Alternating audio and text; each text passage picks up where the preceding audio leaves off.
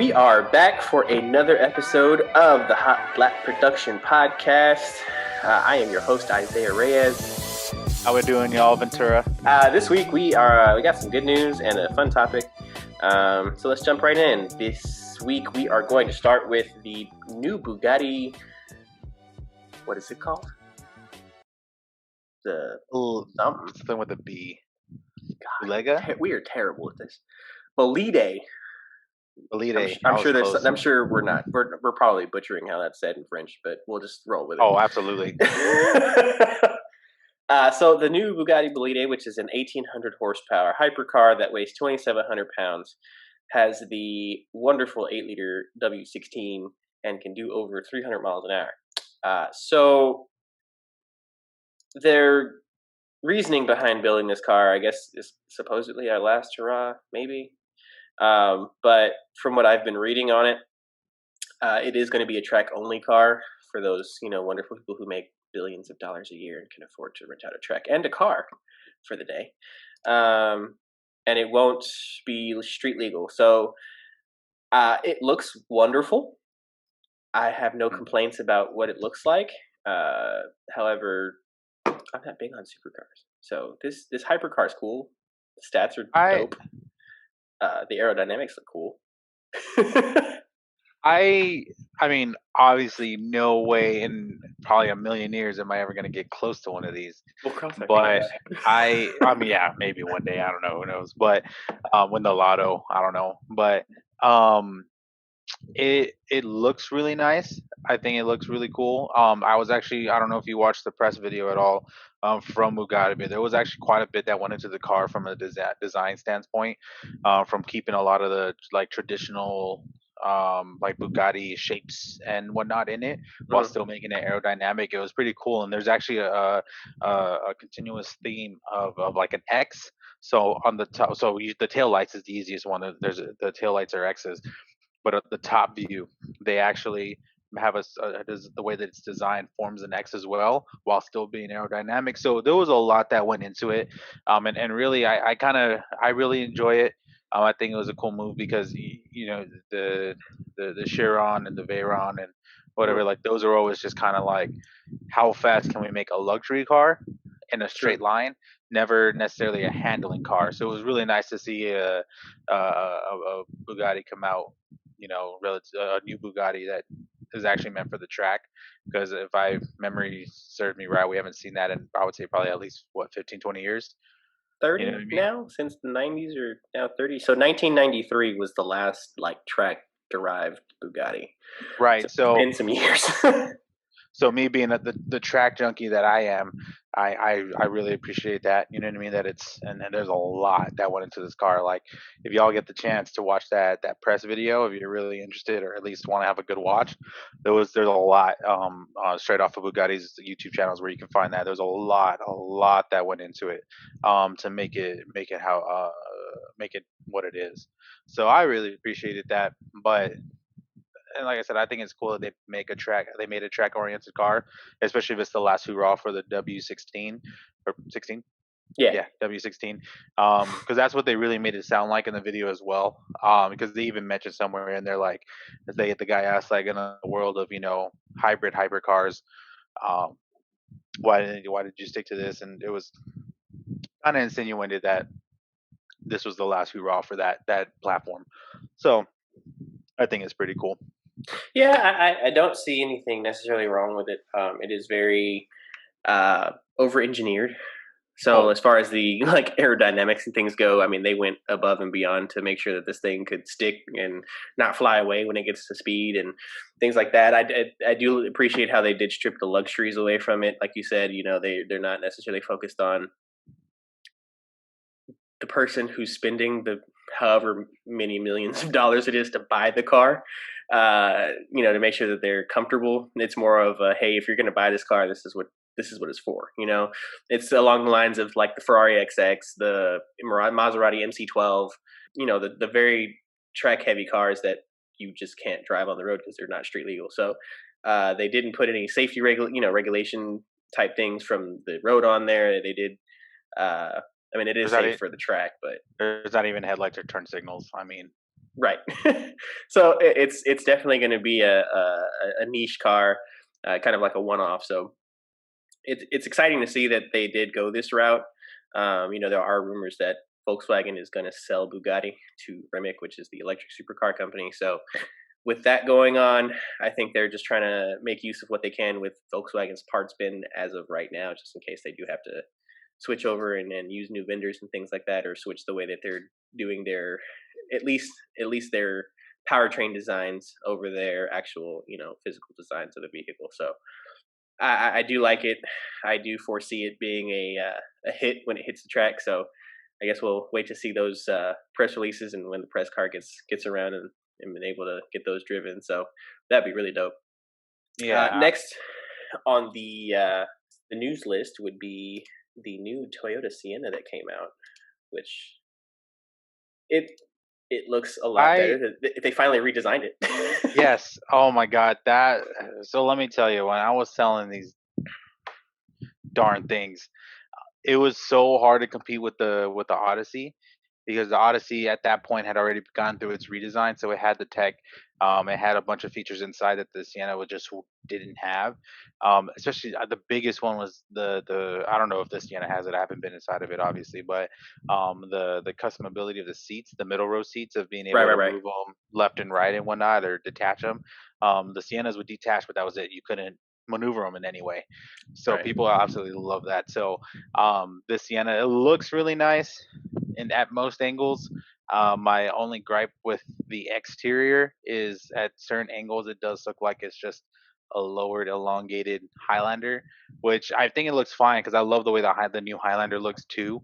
But I think it really just it almost makes it's really more I'm mad that the Highlander has to have that rep of looking like a minivan because I had that comment made multiple times about the Highlander when I was selling and currently about the Odyssey, not the Odyssey, the Pilot, Hmm. that it just looks like minivans and people miss the old square Highlander and old square Pilots. So that's Yeah, the part I really hated more for the fact of the Highlander's sake than I do the Siennas. But no, nonetheless, they did a really good job. The interior looks amazing. Like yeah. that interior that they used for that, I'm sure it's the limited that they showed, but oh man, the way the It center looks good. Yeah, I console and mean, everything was, the light on that dash looked like it looks almost damn near luxury. Like well, that's the it's thing, and I think it's nice. because they I don't know if you know this, but like minivans are like super huge in Japan, with the way that they use them. It's basically like their executive transport. Kind of like how we have S classes and Maybachs and things like that. Yeah, They use them for that same reason. So I don't think it was necessarily hard for Toyota to adapt the Sienna to be able to provide those luxuries. I do, no matter how good it looks, which it looks really good to me.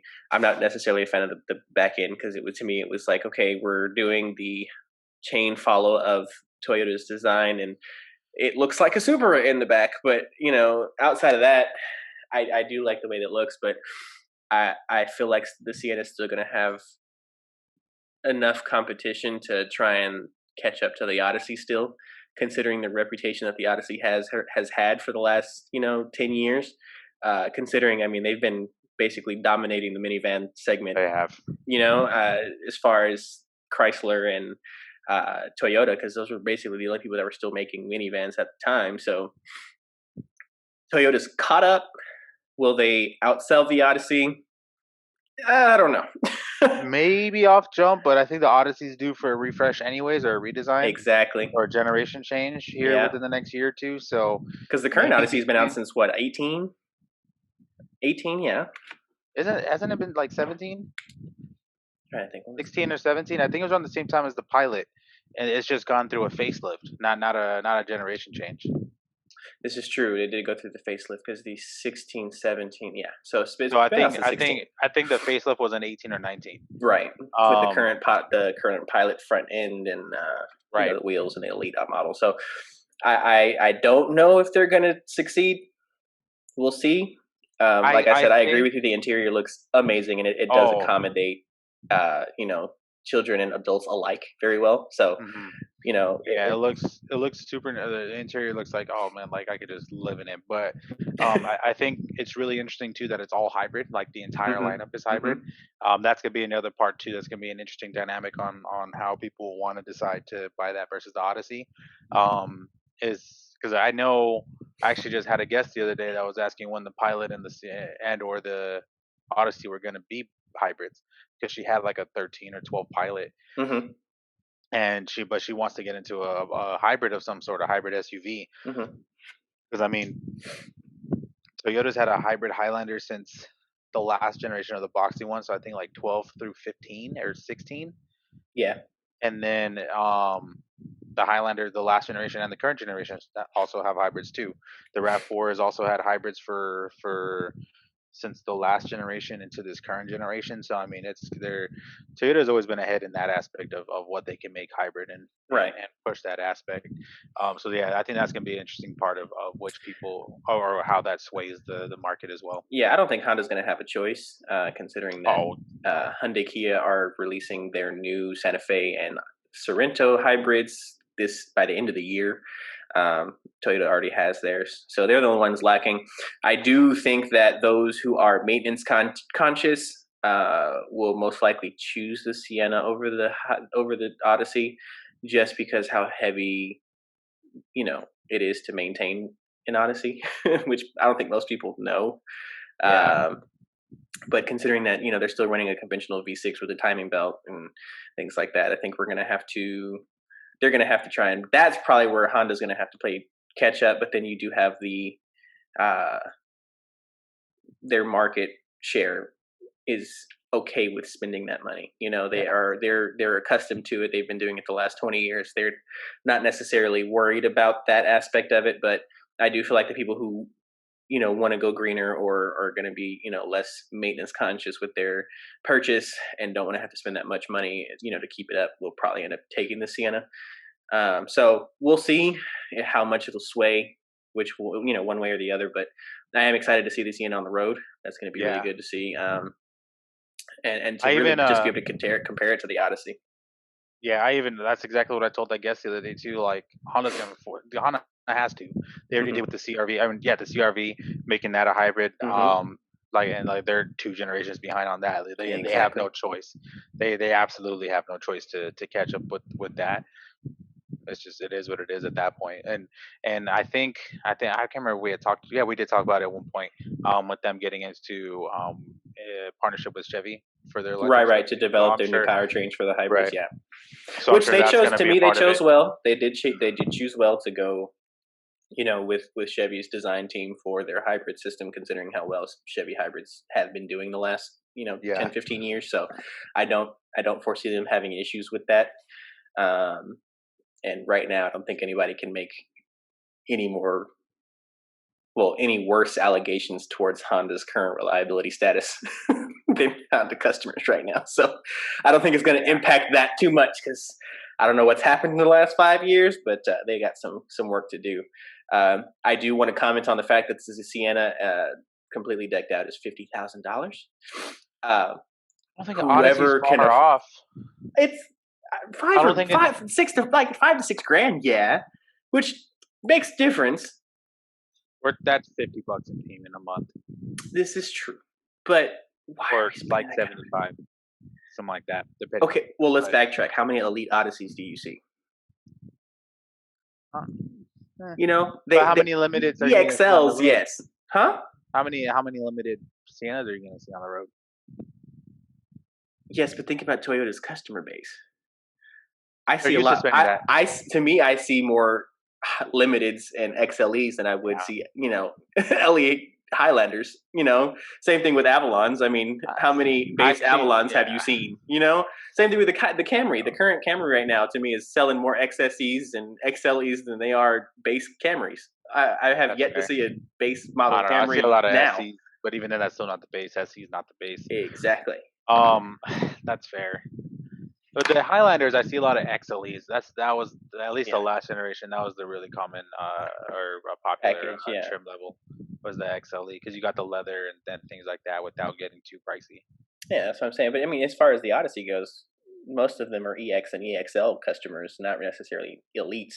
And normally, when you do have the elite customers, they're 75 and traveling the country. Well, that actually bridges us into our topic for the day, which is basically Toyota as a brand. We've been seeing them get back into their enthusiast like ways and bring us cars that we would love to drive. They're also waking up basically their entire lineup. There's so much that's changing, there's so much that has been updated. They're finally coming into the new world in terms of tech and powertrains and technology. It's nice to see because Toyota was kind of sleepy for the last 10 years. Oh God. Like I, it's always funny that that meme always pops into my head where it's like no one under the age of 40 purposely buys a beige Camry or purposely owns a beige Camry. Right. It just kind of it's It what just you kind could of get at the time. yeah, exactly. But no, it's definitely been really nice to see, and it kind of started with just the regular cars, because what the Avalon got its first, no, the Camry. I'm sorry, the Hmm. Camry was the first car to kind of really kick it all off, and getting its redesign and getting the kind of Lexus and the SC and XSE, the Lexus style grill. Um, Lexus-ish grill, with the mesh and the sporty rims and things like that. Upgrading the interior with the updated audio screens and this and whatnot. And then the Avalon followed suit the year after, and then the Corolla followed suit the year after that, Right. Hmm. and then the Rav4 right after that. So just kind of as each car got redesigned, they really just kind of kept upping it, upping it, upping it, and now we got the sports cars to follow suit. You know what I mean? Right. So Yeah. There's um, rumor of the GR Corolla. We've got the GR Supra now, and now we have both trim levels with the 2 liter and the 3 liter. Um, my gripe with the new Supra is not necessarily the fact that it is a BMW engine and and that Toyota designed the chassis, but more of the fact that as big of a powerhouse as Toyota is, and the fact that they're selling 400,000 Rav4s alone, what a year, you have the money to sit there and develop your own powertrain yeah. I, yourself. I did hear at one point in time that there was a money scandal of some CEO, like stealing or laundering the money that was supposed to be meant for the super budget. Oh. Yeah, I heard that at some point in time a couple years ago. How true? I didn't look into it. Like someone just kind of had it up on an article while we were waiting in the showroom for magic to happen to sell a car. Hmm. But yeah. So if that's true, like I said, I have no way of knowing if that's completely true or not. So that would have been a hindrance right there. But I don't blame them for doing it. I think the only I guess the only thing is I my gripe is that they use the nameplate Supra. I think that's kind of the trend is with automakers in general is the nameplates they decide to use for the cars that aren't necessarily what they should be for the nameplate, if that makes sense. You know Hmm. what I mean? That's kind of like the Blazers, kind of the first one to pop into mind. Things like that, or the Dart. God, that's probably the That was biggest one. terrible. Yeah, like so, you know what I mean? Like that kind of just seems to be the trend is just to use the wrong nameplate for what vehicle they're bringing back. So I think they would have called it anything else. We would all love the car, but because it's called a Supra, that's where you We get the had such high expectations for it as the enthusiast community, right, which rightfully so. I mean, name any right, mark of the Supra, any generation of the Supra, and it's perfect in any set of categories that it was in its time frame. So I can't. I'm not necessarily dogging the Supra because we've been in one, we've seen them, we've ridden in one. They're completely badass. oh Don't get me yeah, wrong.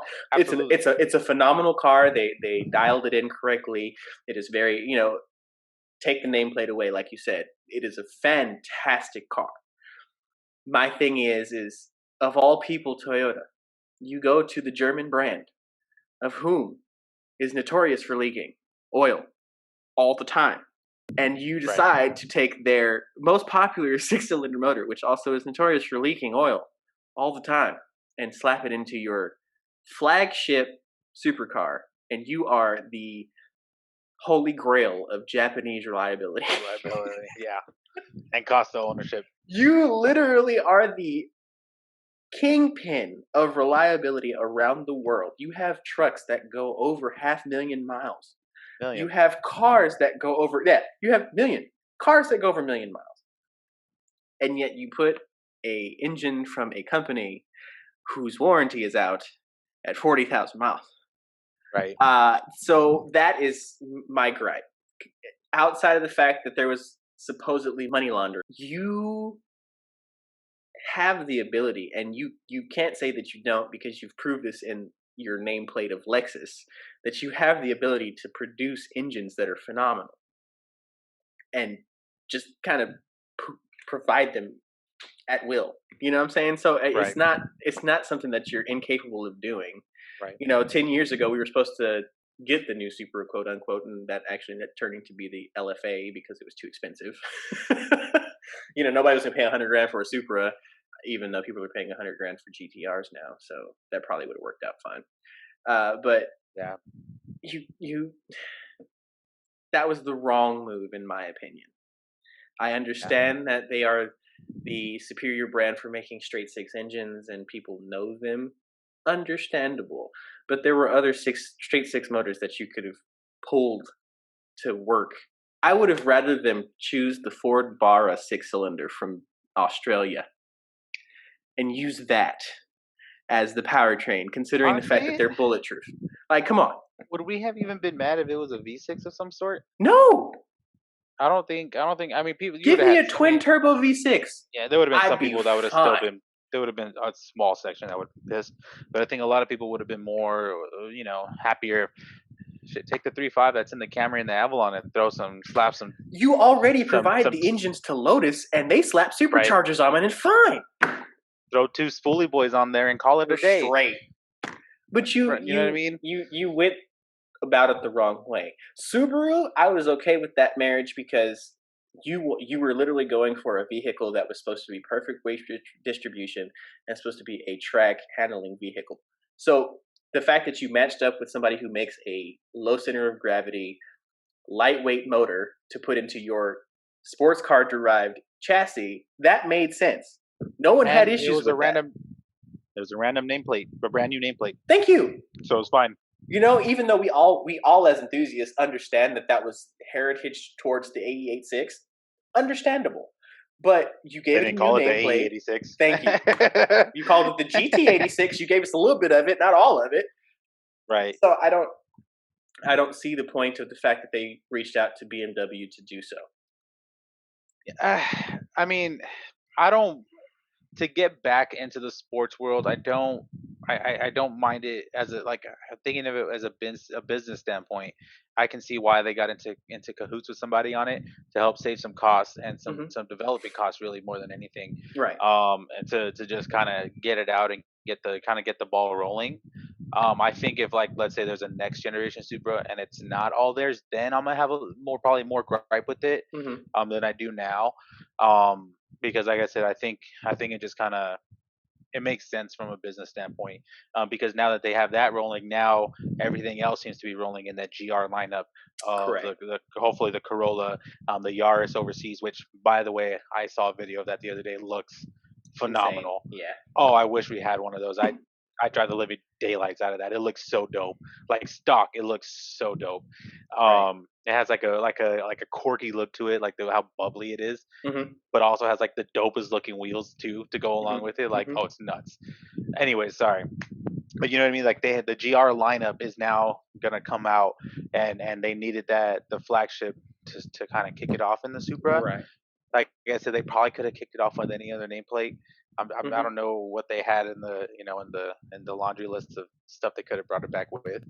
For all I care, Yeah, but call we that the we've AE86. also been I don't we've know, been but begging for a Supra for 20 years.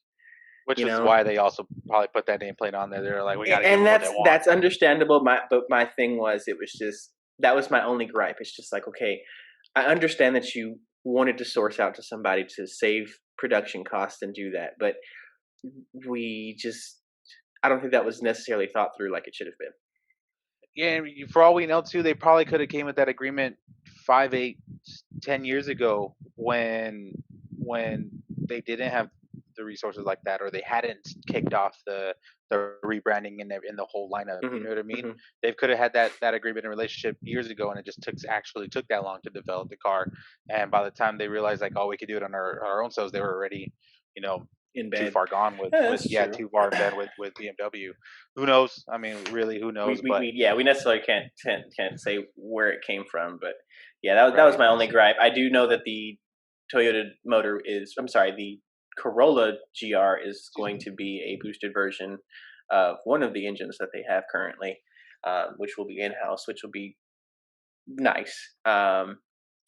My other gripe, kind of with the Supra 2, also is the fact that the 2 liter and the 3 liter are very similar in price, but not similar in horsepower. So yeah. I don't understand why we are still paying over a $40,000 sticker for Is less of a car. where's the 2 liter coming from? Is that BMW's engine Yeah, too? it's also BMW's motor.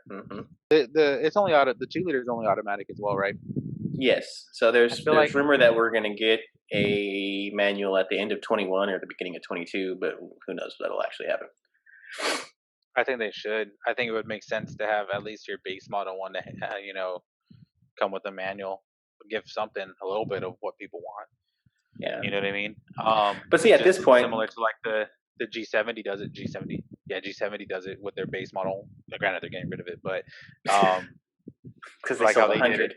100, BMW does it with their M cars, the non-performance packs. You can still get in the. you can still get them a manual. Yeah. You know what I I mean? know some So manufacturers of the level of caliber that we're talking sports car, though, they're actually charging extra to get the manual over the automatic, which I find stupid, but it used to be it's, flipped.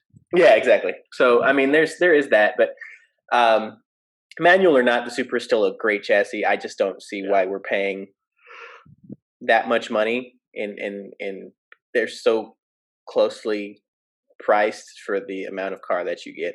I mean, if the It's, at least it could have started at that, like 36 grand. That would have been yeah. more reasonable. Especially when you see like the Z Proto coming out with what it's offering. Exactly. Granted, we don't know price yet, but if it's gonna be right around that same price point, like when you compare them side by side, and you're spending the same amount of money, it's just like why would you ever pick the 2 liter, Hmm. or why would you know what I mean, or even God, even the GR, you know what I mean, Yeah. like if it's gonna be a couple grand under or right at the same price, it's Considering almost the price point the 370Z currently is, I think a Nismo is about the same price as the current GR Supra. So I would see the 400Z with the twin turbo being probably in the high to mid 40s, maybe even 50 grand. But to me, that's probably even pushing it because the Z car made its comeback to be cheaper because at some point when the Z33 model came out, which was the early to mid 90s one, the twin turbo one, was out at the time. That one was extremely expensive, even for the 90s. It was, I think, like 45 to 50 grand. oh wait, Which was a lot of money for the time. So I don't know if it's going to skyrocket like that one did, or if we're still going to aim to be the cheaper, more affordable sports car that the 350 and the 370 were. So I mean, I I think it'll be right on that price point because you figured if they're using especially if they're using the same twin turbo V6 that's already in Infinity, there's no they don't have that much cost in developing a new engine.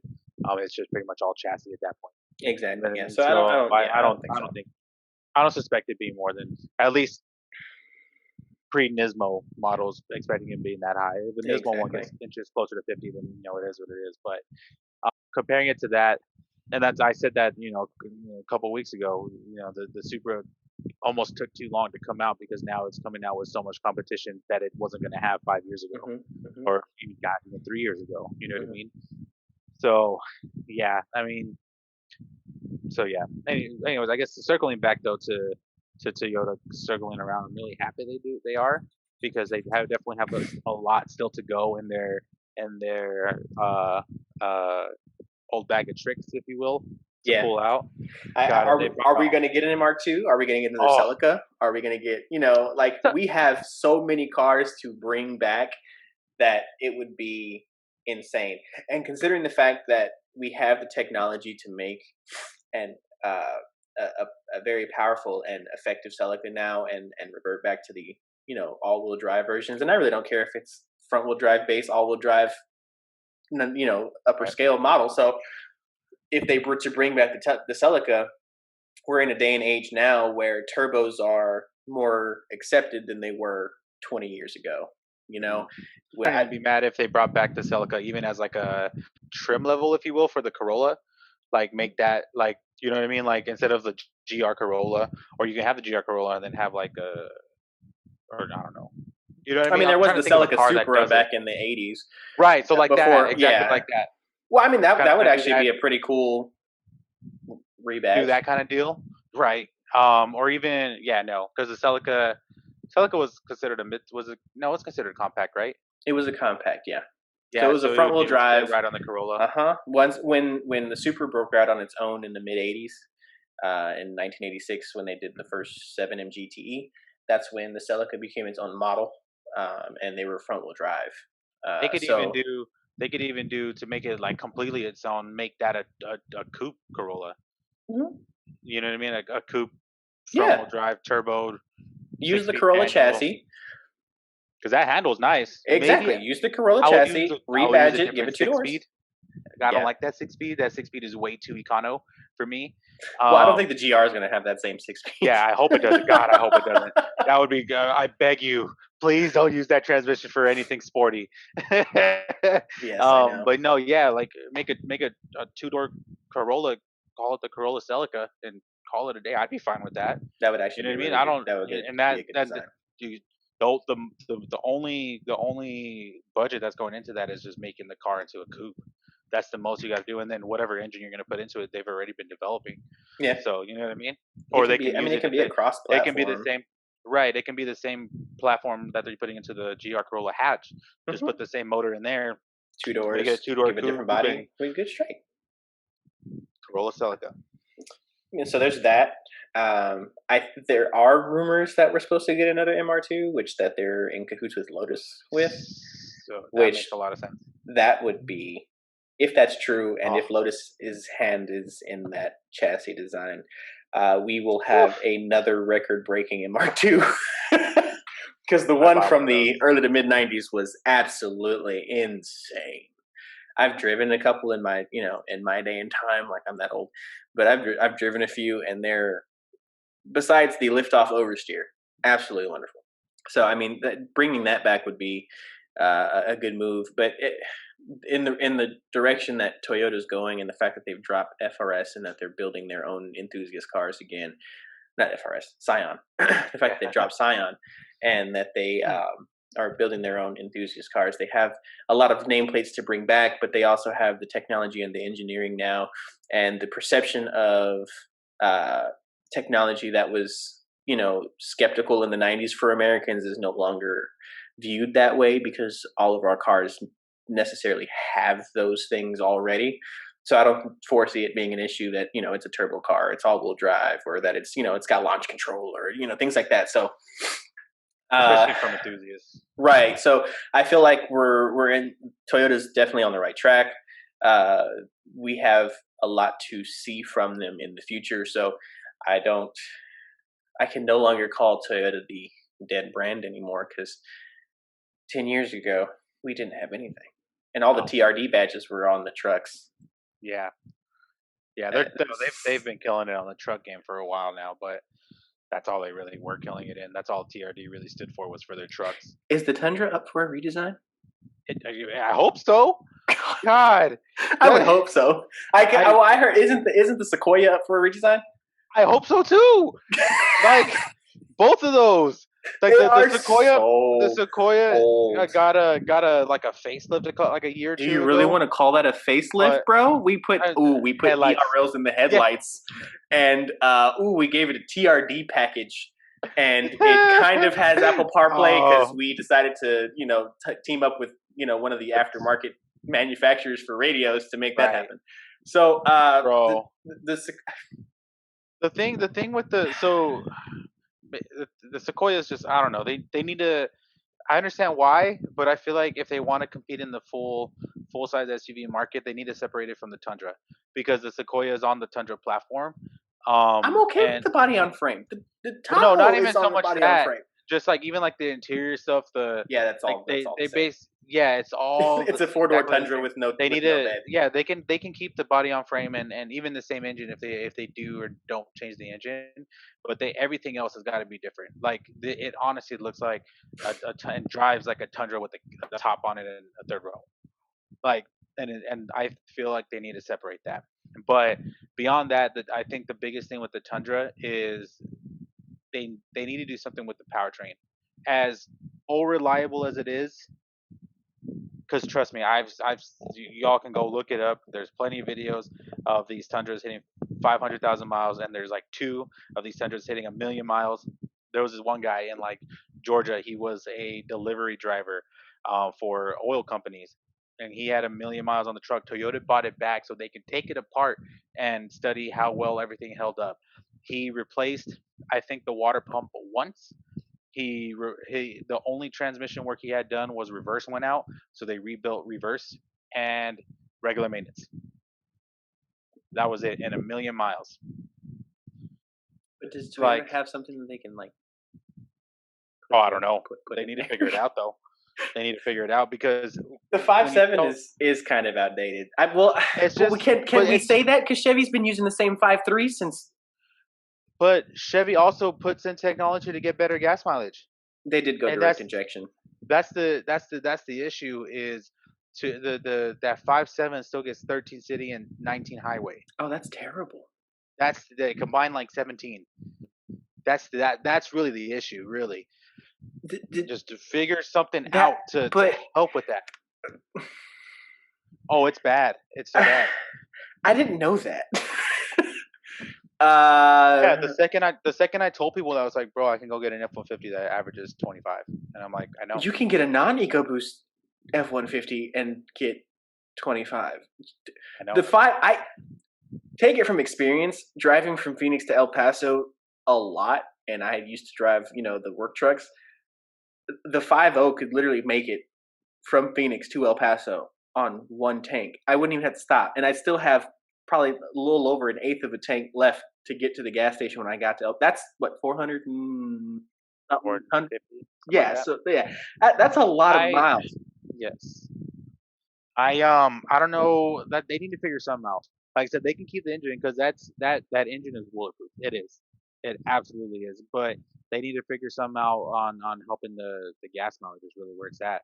That's the one gripe I have with the Tundra is really that gas Shook right mileage. now. Whether they need to do something with the transmission and the gearing, and the final drive, or just tweak it up. I like honestly, I don't think they've touched the 5.7. I don't think they've done a Can they thing make the to it. 5.7 sound better too? Because I hate that Toyota. Let's just rephrase this. All Toyota pickups just sound like a very large AC fan running all the time. I've heard a few nice ones on the Tacomas. Well, yeah, when you put exhausts on them, but I'm just saying, like in Yeah. general, they all just sound like everywhere they go. I'm like, what's going on here? Like, why is your Yeah. radiator fan kicking in and So, it's 65 degrees outside? um, yeah. So the trucks they are the most reliable trucks on the road as far as long lasting. I would say, Yeah, um, the without a doubt, and that's why they hold their value like nobody's business. yeah, I mean, pre-owned, certified pre-owned Tacomas are damn near the price of a almost base 40 model grand. one. Right? Yeah. It's nuts. So I mean, on the truck side, Toyota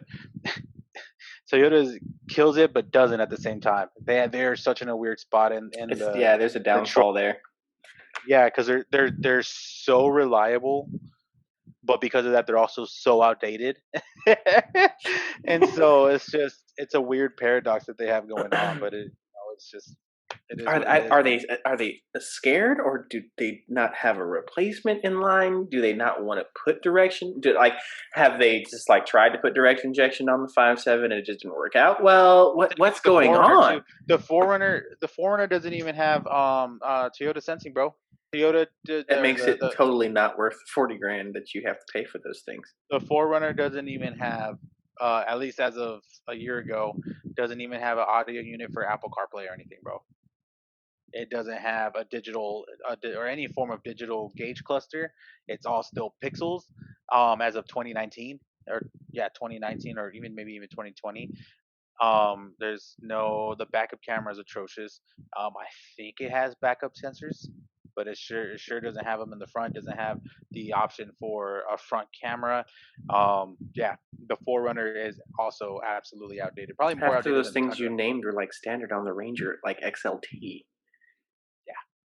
Ah, So yeah, the Forerunner is in dire need of a redesign.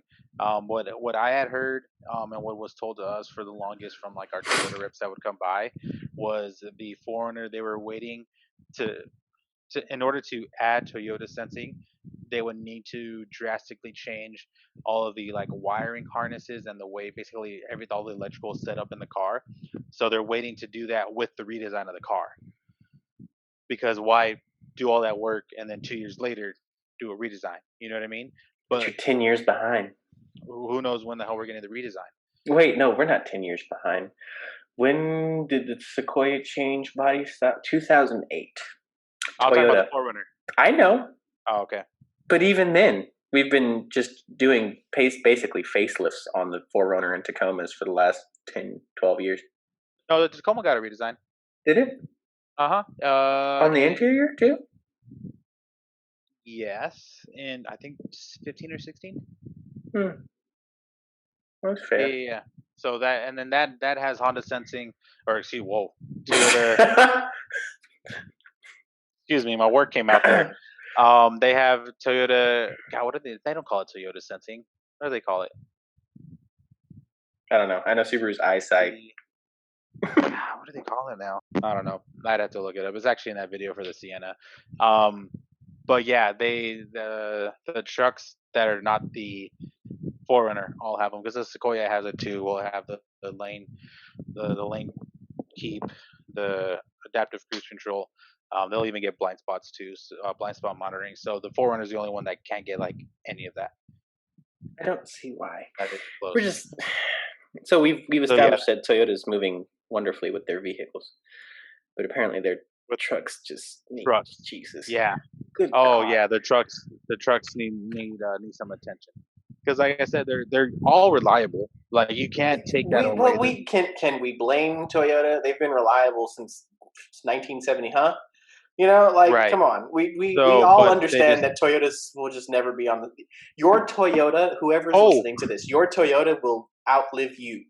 Okay? yeah Your 97 Camry that you've probably been George, our old service manager. This man has a 97 Camry that he bought new that has almost 500,000 miles. He's replaced the engine once, but that was at 190 something, and he's currently got 430 something on this current. So that's 300,000 miles on one motor and 100. Like, come on, people, your Toyota's going to outlive you. We all understand that. Toyota, get your shit together. We yeah the understand you're truck not going to mess that up. their trucks are in dire need of it. Another thing too, the Tundras, Sequoias, and well, of course, the Forerunner at that point. Um, or no, for sure the Toyota, or excuse me, the Tundra and the Sequoia. There's no keyless entry. All of them have keys. All of them are turnkey. I'm sorry, what? Yeah, even if you go into the limiteds and the platinums and I'm the sorry, what? 1840 or 1940. What's the 1949 or whatever that trim 1887 level is? edition or something like that? Yeah, whatever that is. None of them. No Tundra and no Sequoia has push button start as of 2019 model year. So you're just buying a gussied up 2008. Yeah, so their trucks are very well behind. The Tacoma, not so much, because that you can get push button start in that. I don't think, if I remember correctly, I don't think any of them come with like remote start, but I think you can add it on because it's at least a push button start. You know what I mean? Aftermarket wise, you can add it on. But yeah, the Tundras and Sequoias, nope. Dude, I just want a Tacoma because I can get it in a stick and it's, a decent truck. But shopping a Tacoma is like, why am I spending so much money? The number one resale vehicle in the world, bro. It's so annoying. I'm like, dude, can I? And it's not like shopping a current one. Okay, you can kind of understand the fact that you're just going to spend basically the same that you're going to spend on a new one. But even shopping like 10-year-old ones. They're still 25 grand. Mess that up. Shopping 20-year-old ones. you can't find like a mid-90s one for less than $6,000. I'm like, bro, like, Nope. it's got 330,000 miles. Yes, but it's Tacoma, and then you have to like reason with them, like, yeah, you're right. I mean, it is. I mean, we It's took still some gonna of run. those on trades and still giving them 3-4 grand depending on the mileage. Stupid, man. But yes, no, Toyota, we need you to get your Truck came up. yeah, because this is sad. I didn't know all of that was You're that doing far great with behind. oh yeah, you're doing great with the cars, but let's focus on the trucks now. You're missing a whole market. Yeah, at that point, I never necessarily was shopping a Tundra if I was going to get a pickup, but I, you made me very inclined to not even And they look. even now currently because of all the new technology and I feel like trucks have really skyrocketed in their technology the Hmm. last like 5 years. Their towing numbers behind. They can tow 10 grand, 10,000, but what the Excuse F one me. fifty with the yeah, what is that low? The 4.3 V6 Chevy could tow that. Right. So that's My what I'm saying. my Like Sorrento can tow 8,000 pounds. right. So that's what I'm saying. Like you go back 10 years when that 5.7 first started becoming popular. That was a lot. That was a lot then. Yeah, But in everyone else has 08. caught up and surpassed it now. So they need to get that. They need to get that in check too. Buddy, the F-150 EcoBoost is at 14.9, Mm. something like that. They need to get into cahoots with the diesel company too. That's what they Nah, really don't need. do that.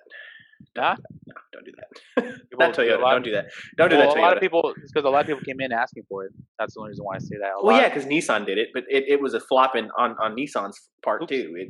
The V8 feels better than the Cummins do on the Nissans. So I yeah, don't do that. And Tacoma wise, like if they wanted to bring one of their 3 liter turbo diesels from overseas to do that, I'm all for it for the Tacoma 4Runner deal.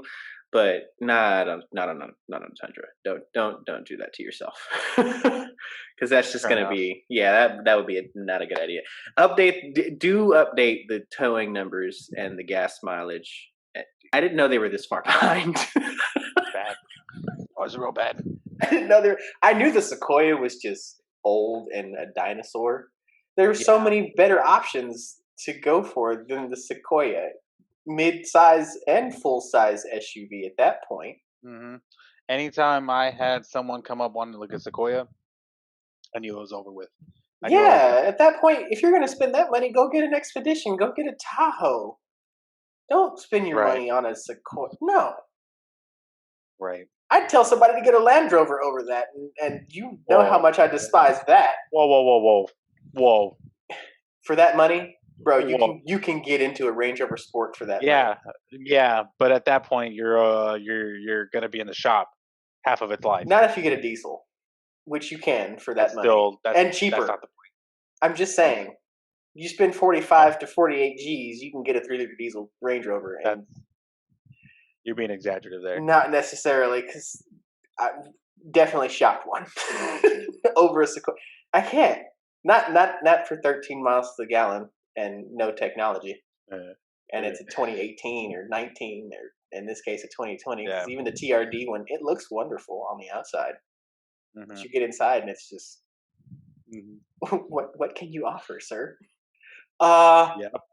well, there is a key that you have to turn. Uh, It'll and last you 250,000 miles. can't tow very much. So uh, it comes with 4-wheel drive, and it comes in this fancy army green paint. Hey, I will say that all the TRD colors have not missed for like five Oh years now. no, bro, no. Yeah, Shoot, any of Toyota's colors the in general haven't missed in the last 5 years. yeah Even that the it started with the Sandstorm. The is it Sandstorm? I think it's called Sandstorm. That the mm-hmm. beige color. I'm not gonna lie, that one I had to actually like seed every day for it to grow on me. But Oh, then I after couldn't that, wait. the cement green, and then it was the Cavalry blue, and then it was the God, what's the more brighter blue called?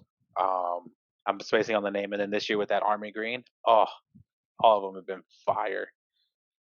No, I'm gonna say with any of Toyota's colors currently. I'll be honest with you. If I went to Toyota right now to go buy an Avalon, I wouldn't care which one I got. That's Whatever color is available, like the the which ruby one can you flare work a deal pearl. on me? Which one's the old ager on the lot? I'll take that. The ruby color they have, it's called ruby flare pearl. That Yes, color is beautiful. beautiful. Yes, The red on the Highlanders is called Ooh La La Rouge. It's just a slightly different color of ruby, but that is beautiful as well. They have a color called Galactic Aqua, which is one of those really nice paints that, like, once you hit it in direct it sunlight, it has flexes a colors. blue. It has Yeah, a blue color to it, but everywhere else is like kind of black. Oh, I love that color. That color is so dope. yeah. I think they have a purple that's kind of the same idea too. I can't remember what that one's called. It's you know what it's called, like Black Sky or something like that. Because I remember there was one time, my manager gave me a key in my desk, and she was like, "Go find me this car." And I think it was a Rav4, and I saw the color or the thing on the said blue sky or Yeah. black sky. So I went driving around and I couldn't find it, and for whatever reason the I couldn't get the alarm to go off.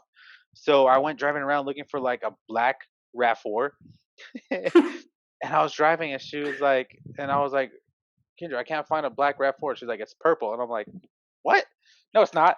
And then I finally got the alarm to go off, and I was like, oh, It is purple. it is purple. Yeah. Yeah, that was No. my brightest moment. Literally, I promise you, if whatever color Avalon they Oh, had, I'll take it. The yeah. champagne, the white, the blue, the red, any of it. It just, Hmm. especially like after walking a lot with you those nights, I'd go chill with you when before you got off work and we are like locking cars at night. I'm like, bro, all of these Avalons, just one. I don't care. Yeah. Just give me one. Especially the I wouldn't do the white in the base XLE because that's like the super white, but all Mm-hmm. the other trims get Pearl. the sparkle, the Mm-hmm. pearl. Yeah, thank you. The pearl color. So yeah, for sure, I wouldn't mind that as at all. Um, but yeah, that orange that the super comes in is fire too. Yes, it is. Oh, that Yes, orange it is is. Even so the nice. yellow. I've seen a few in the yellow, and I'm just like, I'm not a yellow person, but that in yellow is pretty. So Yeah, they've definitely been killing it with their color codes too. A lot of makes have though. I mean, not I'm not trying to bring Toyota down, but in general, I feel paint like a lot quality of has gone up across the board with yeah, everybody. in general, a lot of automakers. Germans still apparently don't want to go out of their range of gray. Black. Black, blue, gray, and white is basically all you get, and maybe a red. And normally their red is their here's an Uh, extra $1,000 for the right. red. That's their So flagship color car. so that's Germans for you. But outside of that, I mean, everybody's really you're right. Everybody's paint quality has gone up tremendously. So, I guess to bring all the tangent and circle it all back in, Toyota's definitely been moving in the right direction for sure. Oh, completely, completely. I Trucks have are no. excluded, but Yeah, we'll talk about that later. But I mean, honestly, Toyota has moved in the right direction. They haven't flopped yet. From what I've driven and even seen and seen reviews for, they're right up to par where they need to be now compared to they were, 10 years ago. I do wish they uh, offered more of their cars in stick. It would have been cool to have like a TRD Camry in a 6 speed. That would have been a really nice yeah. feature. Considering, I mean, don't get me wrong, I'm not knocking the TRD Camry at all because it sounds wonderful and it looks Mhm. good, and even with that little wing, it's just kind of like, that's not too bad. So that looks good. I love absolutely adore the T. I can't really say singled that out, but the TRD Avalon is amazing. I like all of the Avalons. Yeah, After they did that this oh, redesign, I the re- can't not look at an Avalon and be like, "You're just so mhm. pretty." Yep. I mean, Especially the XSE. Oh oh man, or man, I'm just like, actually the touring, "Woo." the touring. Yeah. It's one of the greatest full size sedans out right now. I'm just Hmm. like, this thing is just, I Oh can't yeah, stop they're looking at it. glorious. And it's so funny because you'll see them on the road. I'm like, oh, what is that? And I'm like, oh my god, it's an Avalon. Because you can't, from far Tail away, lights you or really the can't headlights. tell. You're just like, Yeah. ooh, that's a really nice car. And you get close, I'm like, oh my god, it's Hmm. another Avalon. Yep. So Um. Toyota is just on it right now. Let's go into some track daily crush. So this I, week I love this we first one. we're keeping it pretty Toyota. I don't know if you guys noticed, but the first one is going to be the battle of the minivans. So these are all current generations, so no years involved. They're all just current. We have the Honda Odyssey, the Toyota Sienna, and the Chrysler Pacifica. Side note: before we go into this, do you know that Chrysler also brought back the Voyager name What's the plate? Voyager? The Plymouth was the name plate holder for the Voyager, which is the Grand Caravan and the Mm, Pacific. Well, it wasn't the Pacific Van; it was the Grand Caravan, the Voyager, and the Cross Country. No, Town and Country. kind of country. Town and Country was the Chrysler version. So, yes, they currently brought back the Voyager trim, and honestly, it's not. It's technically just a trim level. So it's the Voyager, but the base model of the Voyager. I'm sorry, it's the Pacifica, but the base model of the Pacifica.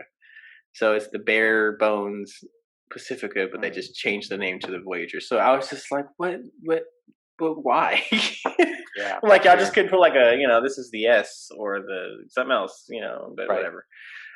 So yes, would you like to go first? I'll go first. The crush super easy on this one. Pacifica, get out of here. Go. Bye. See you later.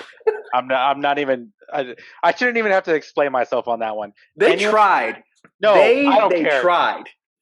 It is still Chrysler, Jeep, Dodge, Ram, This is a Fiat. fair statement. Yes. That's the issue.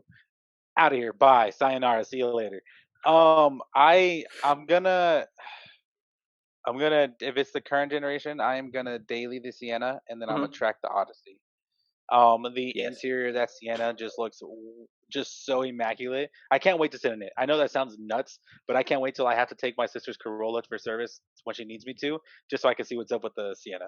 Like I know that sounds nuts, but that I'm gonna interior go just test looks drive with so minivan today. yeah, it just looks so executive. It just looks like I'm never gonna not be comfortable in that car.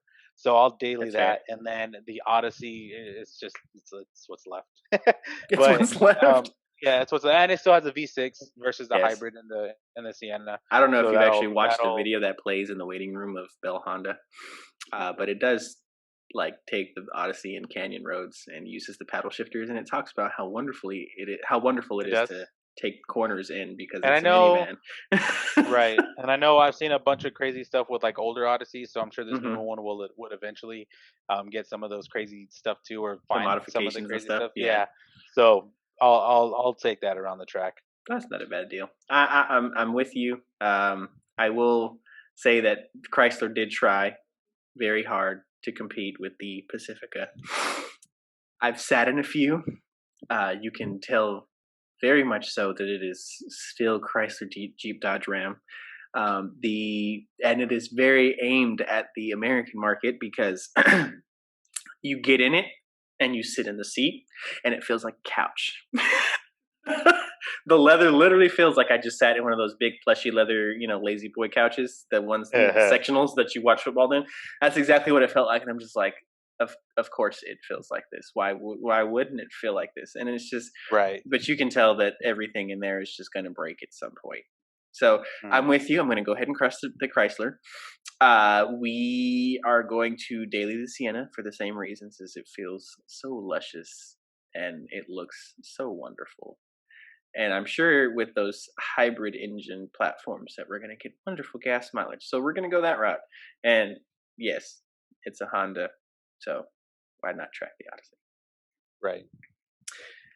The next one, we have got the battle of the econo cars, and the early 90 one at that. So first one will be the 93 Toyota Tercel.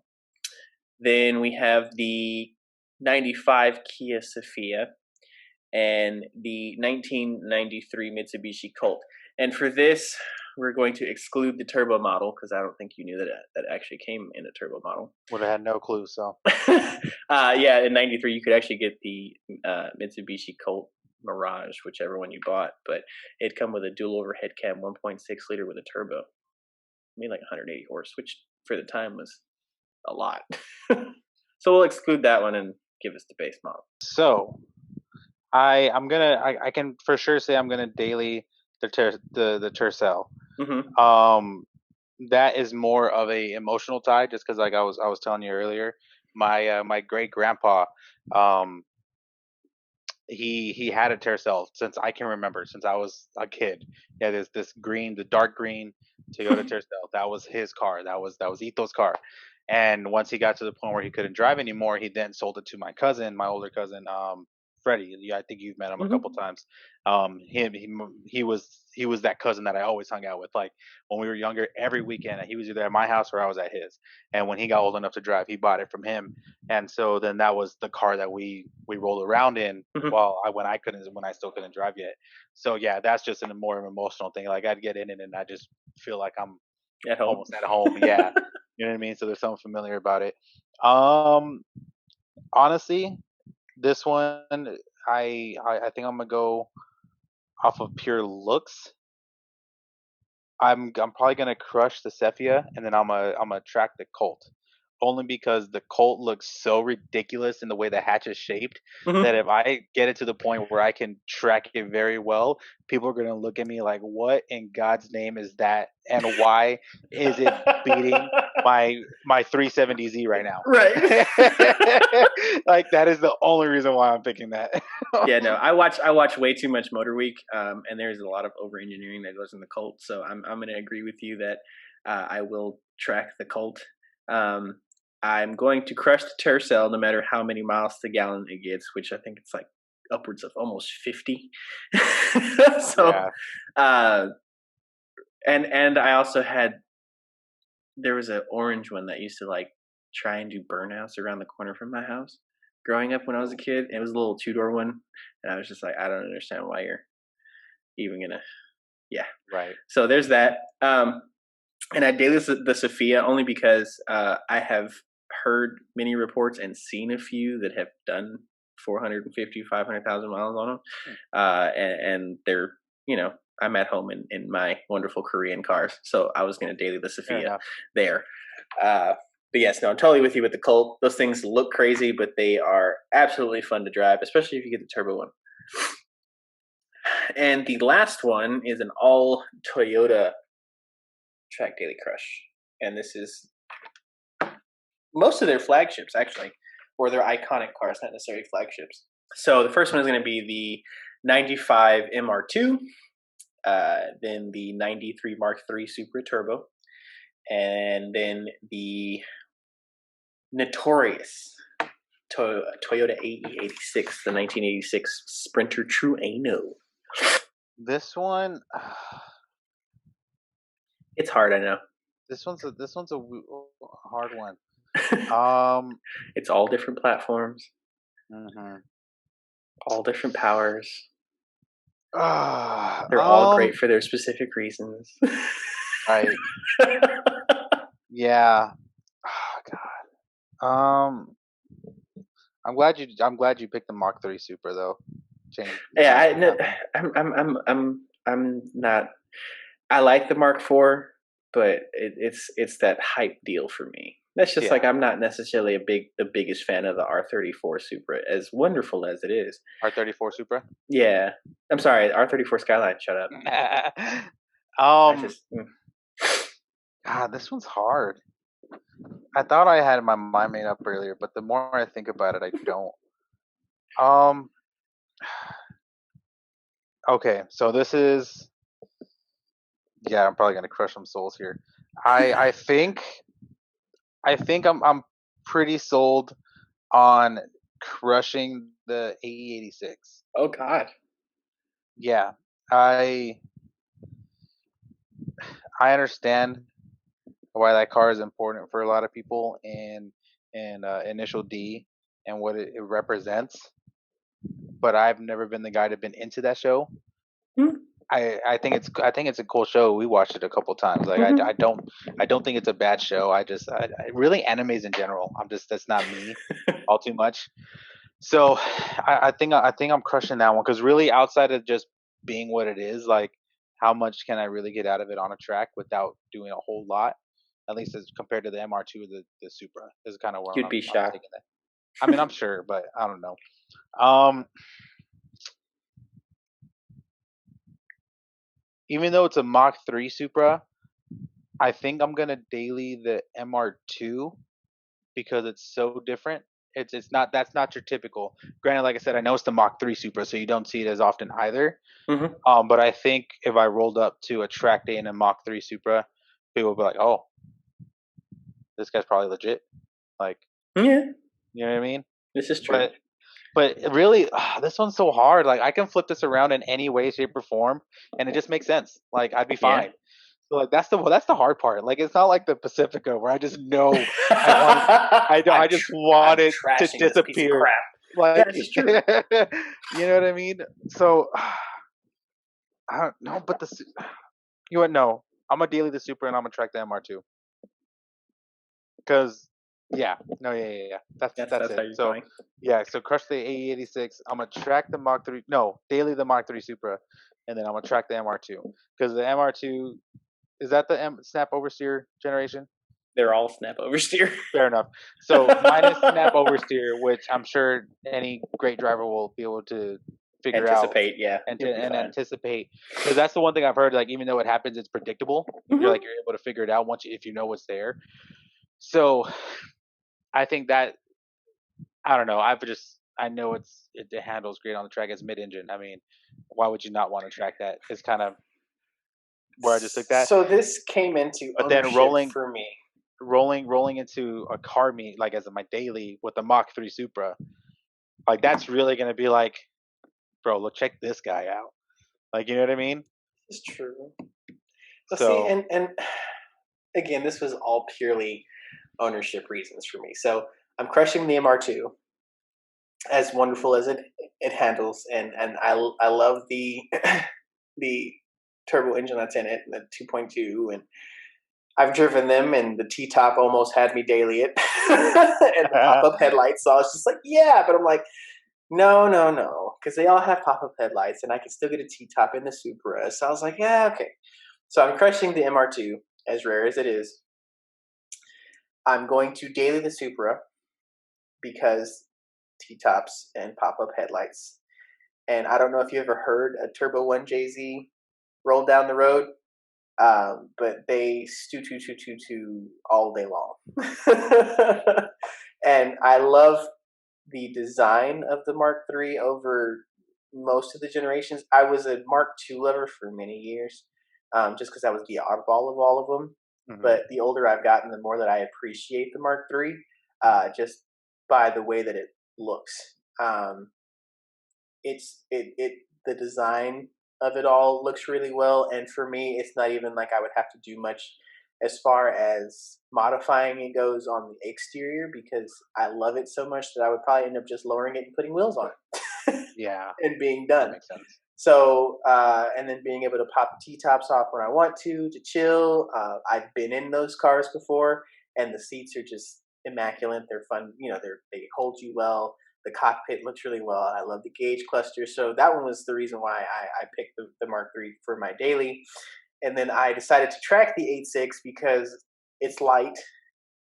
I could find a 20 valve motor for fairly cheap, which is the high rev 9,000 RPM engine.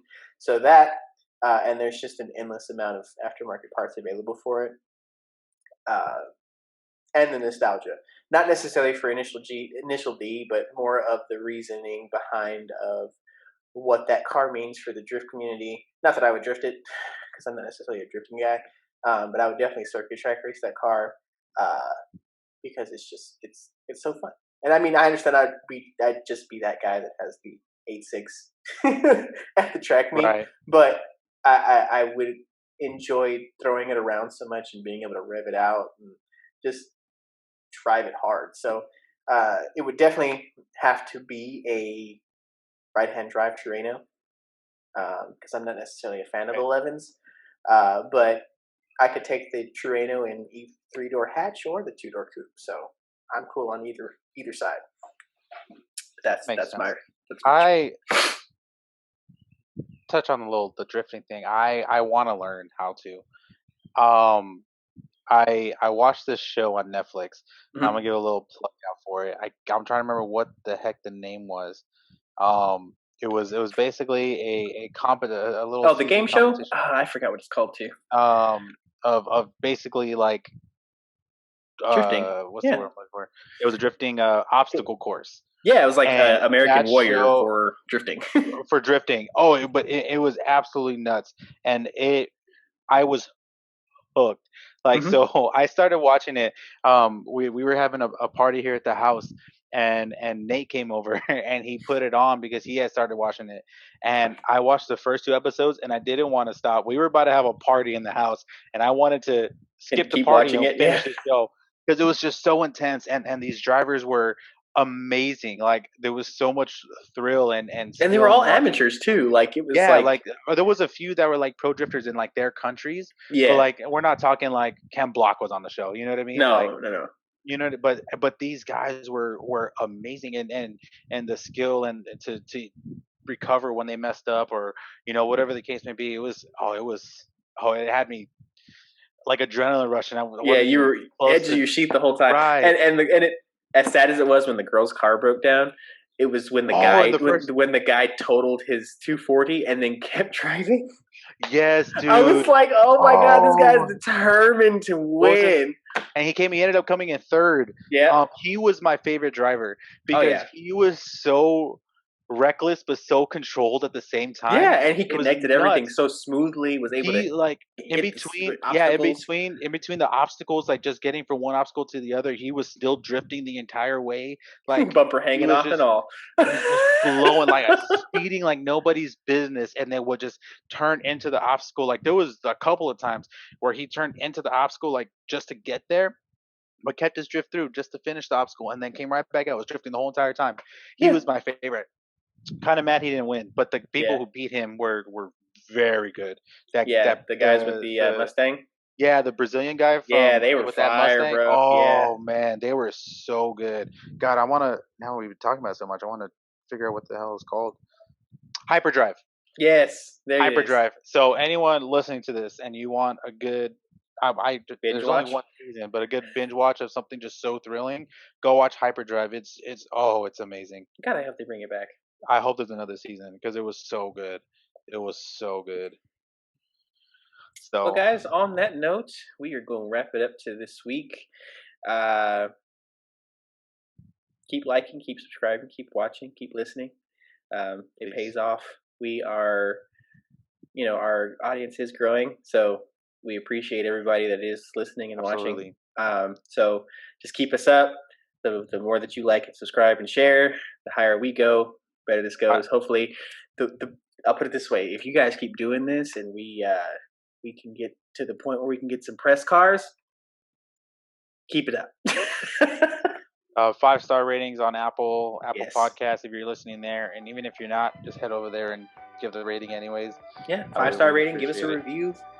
It helps us. The more that you give us 5-star reviews, the more that we will actually be visible on Apple Podcasts, and the more they'll actually suggest us as an automotive podcast. So it helps. But other than that, man, peace out. We'll see you guys next week. Stay safe 2020.